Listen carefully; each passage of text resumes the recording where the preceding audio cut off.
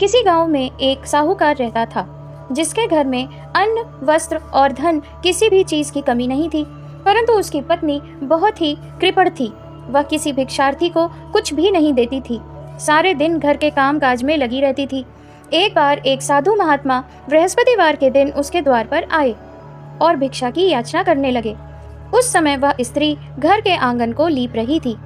इस कारण साधु महात्मा से कहने लगी, महाराज, इस समय तो मैं घर को लीप रही हूँ, आपको कुछ नहीं दे सकती, फिर किसी समय आ जाइएगा। साधु महात्मा खाली हाथ ही वापस चले गए। कुछ दिन के बाद वही साधु महात्मा फिर से आए और उसी तरह भिक्षा मांगी। साहूकारिणी उस समय अपने बेटे को खाना खिला रही थी। वह कहने लगी, महाराज, अभी मैं क्या करूं, मेरे पास समय नहीं है, इसलिए आपको भिक्षा नहीं दे सकती। तीसरी बार साधु महात्मा फिर से आए तो उसने उन्हें उस बार भी टालना चाहा, परंतु साधु महात्मा कहने लगे, यदि तुमको बिल्कुल ही अवकाश हो जाए तो क्या मुझको भिक्षा दोगी? साहूकारनी कहने लगी, हाँ महाराज, यदि ऐसा हो जाए तो आपकी बड़ी कृपा होगी। साधु महात्मा कहने लगे, अच्छा, मैं एक उपाय बताता हूँ। तुम बृहस्पतिवार को दिन चढ़ने पर उठो, सारे घर में झाड़ू लगाकर कूड़ा एक कोने में जमा करके रख दो। घर में चौका इत्यादि मत लगाओ। फिर स्नान आदि करके घर वालों से कह दो उस दिन सब हजामत अवश्य करवाएं। रसोई बनाकर चूल्हे के पीछे रखा करो, सामने कभी न रखो।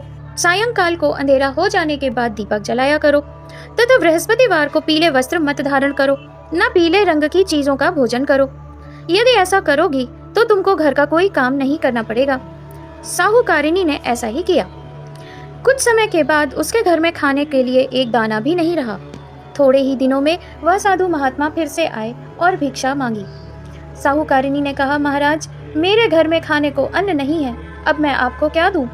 तब साधु महात्मा ने कहा, जब तुम्हारे घर में सब कुछ था तब भी तुम कुछ नहीं देती थी, अब पूरा पूरा अवकाश है तब भी कुछ नहीं दे रही हो, तुम क्या चाहती हो?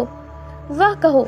तब साहूकारिणी ने हाथ जोड़कर प्रार्थना की, महाराज, अब आप कोई ऐसा उपाय बताओ कि मेरे पास पहले जैसा धन धान्य हो जाए।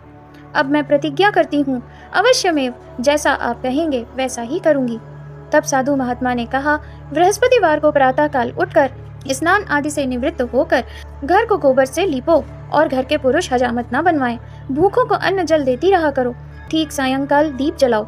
यदि ऐसा करोगी तो तुम्हारी सभी मनोकामनाएं भगवान बृहस्पति जी की कृपा से पूर्ण हो जाएंगी। साहूकारिणी ने ऐसा ही किया। उसके घर में धन धान्य वैसा ही हो गया जैसे पहला था। आपको अगर यह कहानी अच्छी लगी हो तो ऐसी पौराणिक और धार्मिक कहानियों के लिए मेरा चैनल महाबली का ज्ञान को ज़रूर लाइक, शेयर, सब्सक्राइब कीजिए। धन्यवाद। जय बागेश्वर धाम, जय श्री राम।